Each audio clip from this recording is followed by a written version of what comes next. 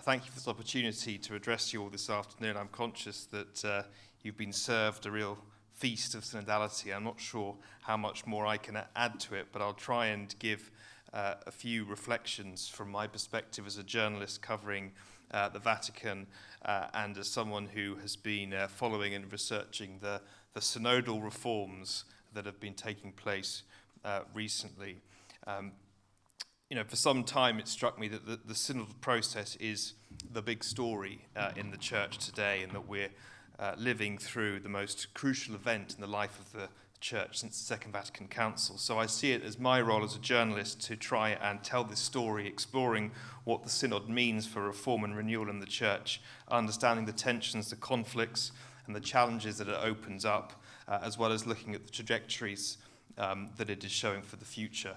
To put it in headline terms, for the church of today, or the early 21st century, the synod is the only show in town, and that's why I've tried to focus on it so much in my reporting. And I'm also aware that it really is an urgent need for the church to embrace the synodal renewal. I'm very conscious that I've been at 2 events recently on the synod, both of them in former seminaries, one in the UK and one here, places that once trained hundreds of men for ordained ministry. And it strikes me that that in itself underlines the urgent need for the synod to develop new structures for leadership and ministry in what is not so much an era of change, but a change of era. But the question I often get asked is, where do you think this is all going? Where's it going to end up? What happens if the next pope decides the synod wasn't a good idea after all? And I know that Liminal has addressed some of that, but I'm going to look at where things have gone in the last few years in Francis's pontificate with the synod. So to understand where things are going, I think it's helpful to look at where we've come from in just the last decade.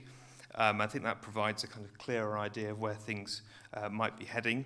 I'm not going to go into the history of synods, but to look at what's happened during the Francis pontificate. And then we'll try and make a few suggestions about where I see things going, and also identify some challenges, because I think there are some big challenges for the synod. Again, Liminal talked about the resistance, and that's something I think is very significant.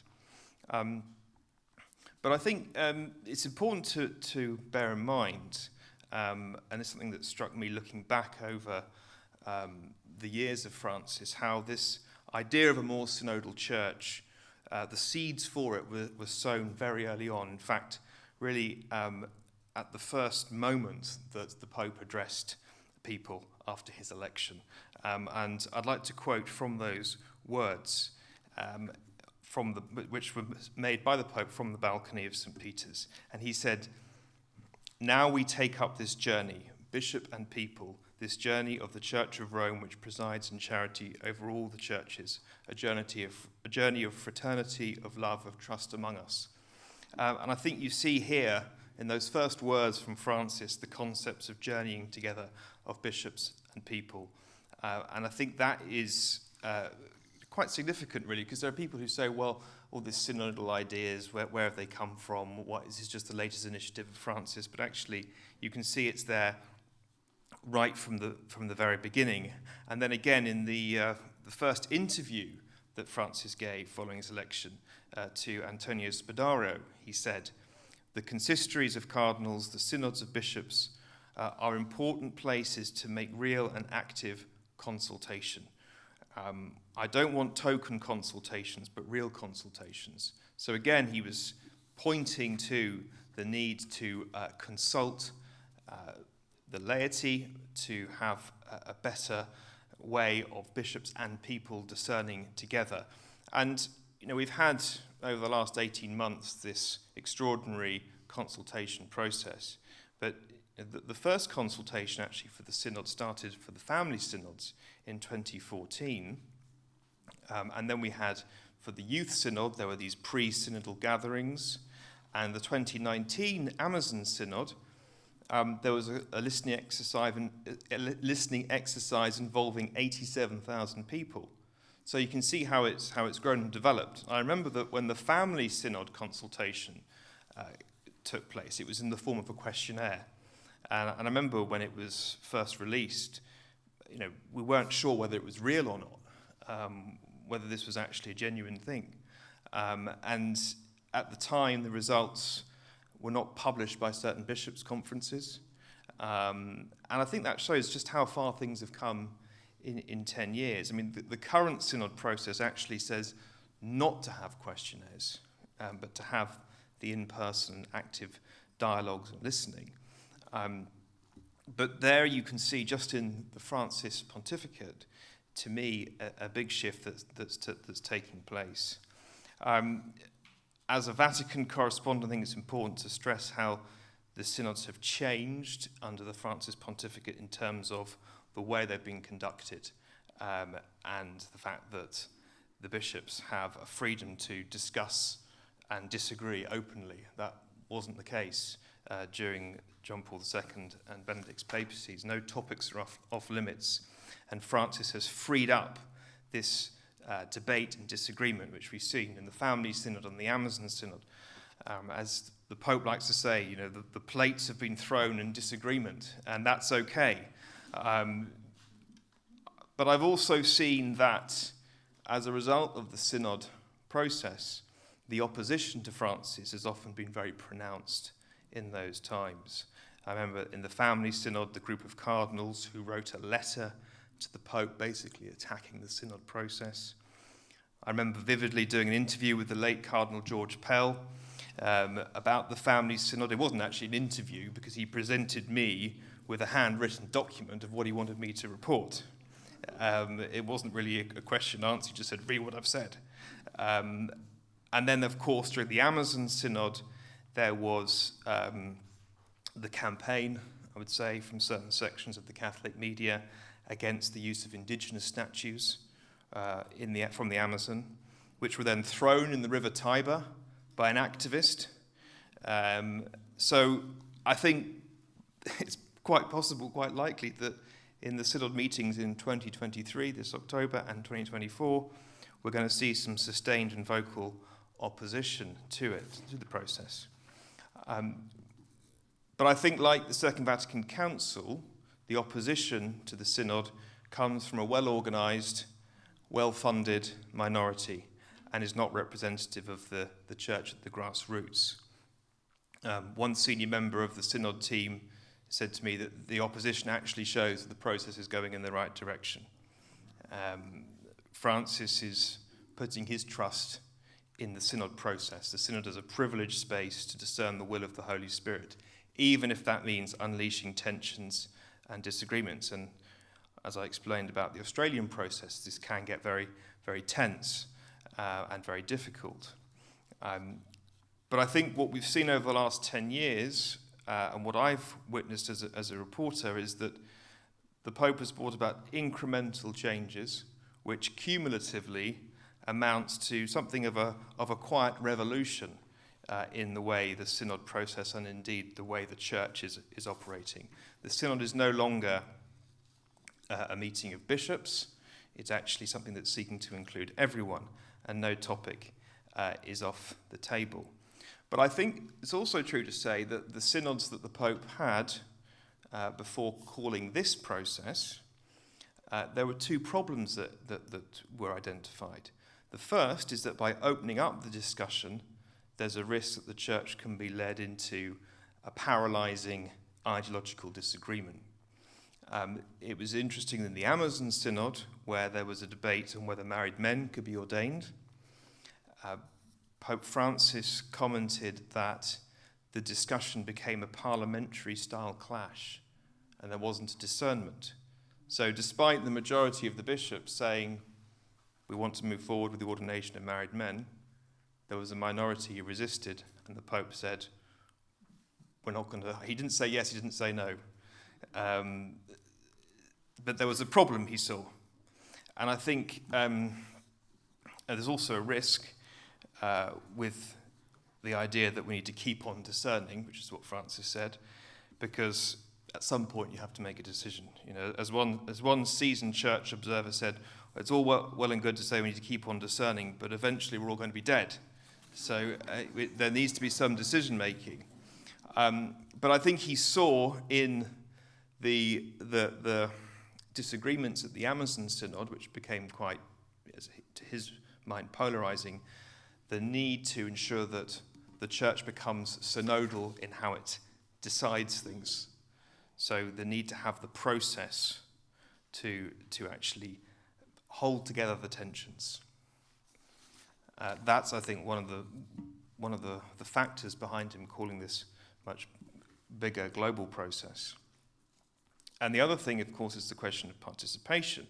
I'm told that at the Youth Synod in 2018, one cardinal stood up and said, the next synod should focus solely on the role of women in the church. Now, Francis was too shrewd to say, yes, let's do that, because he realized that would be an all-male synod of bishops discussing the role of women. So he's had this process, which is about greater participation of all the baptized, and we see the role of women in the church coming to the fore and going to be taking a central and urgent priority for this synod, and has been. That's going to be, I think, one of the big things in the Synod Assembly in October. 5 minutes, okay. So where are things going? I think we see, first of all, a constantly evolving synod.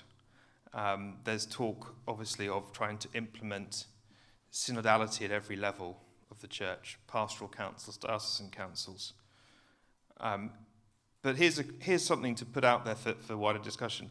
If the synod is supposed to take place at every level, one question strikes me. What does this mean for, say, a papal conclave? If a papal election were called tomorrow, the cardinals who would gather in Rome would have their discussions and cast their votes. But would this be synodal? It would seem quite strange if it was simply the cardinals talking simply amongst themselves. Is there a way for them to listen to the people of God, to hear from women, to hear from leaders of religious orders, etc.? There's also an argument for having that conclave over a longer period of time to be able to listen to the work of the Holy Spirit. So I think there's an area there that could be opened up for further reform. And the Pope himself has said that the synod structure can be adapted and innovated in his ruling Episcopalis Communio. And there's a very interesting part of that document where Francis writes that, or it says, if he considers it opportune, especially for reasons of an ecumenical nature, the Roman pontiff may summon a synodal assembly according to other formats established by himself. So a synod that involves other Christian denominations. So I think we're seeing a body that is constantly evolving, and there's lots of things to explore and lots of possibilities that are opening up, and that's Francis's way to try and open processes rather than simply issue edicts. But of course, the synod has to be more than structures. It has to also be a culture and a style. And I think it was interesting that the synod working document points out that a synod is not a parliament and is most like a liturgical assembly. So the synod is not just another church meeting, but actually, when you look at it more closely, it's a spiritual process. It's not just a question of having a few minutes of prayer before the meeting and saying, right, let's get down to business. This is actually a spiritual and liturgical activity, which is, I think, quite demanding and certainly something that seems new to the culture of the church. Okay, I'll just two more points, two more challenges, I think. The first is the resistance and inertia. Vimal has touched on this. We certainly see this in the Church in the United States. There are bishops who seem to have, and other groups who've set themselves against this papacy. Almost an internal schism which hasn't been formally declared because they're simply waiting out this pontificate. That's going to be, I think, this is a very difficult situation. There's some resistance amongst the clergy. Again, Vimal talked about the overhaul of seminary formation. That seems very strong, or that is very strong in the working document for the synod. And I think this resistance is a big problem because, as Massimo said, you can't have a synod process that bypasses the bishops. Obviously, the hope is that through the process there can be a synodal conversion, but I think that is a big challenge. And the second challenge, and this is something closer to what I do, communication and language. I think the whole terminology of the synod is difficult for people, difficult to unpack it. I actually prefer the phrase synodal renewal to synodality. And there's talk of circularity in decision-making. I find that a bit difficult because it sort of suggests going round in circles. I prefer the idea of flow, the flow of decision-making between different areas. Although Massimo said it's like cash flow, so maybe that's better. But I think the language is important, and how the synod is communicated is key. I have children as well. If we're going to reach younger audiences, we've got to get the synod out there on the platforms that they are on and to do it proactively. It's got to be digital first. There was a digital synod, which I think was very successful, but I think at the local level, we've got to get the synod story out there on all the platforms proactively. Finally, the question of could a future pope take things in a different direction, go into reverse gear? I think that's unlikely. Of course, there are strong forces that are trying to find a candidate who will slow the whole thing down. The next conclave is likely to be a big battle, but I believe this synod is not simply a project of the Francis pontificate. It will be his most significant and lasting legacy. This process has shown that the church needs to be synodal if it wants to speak to people today and credibly witness to the gospel. Thank you for listening.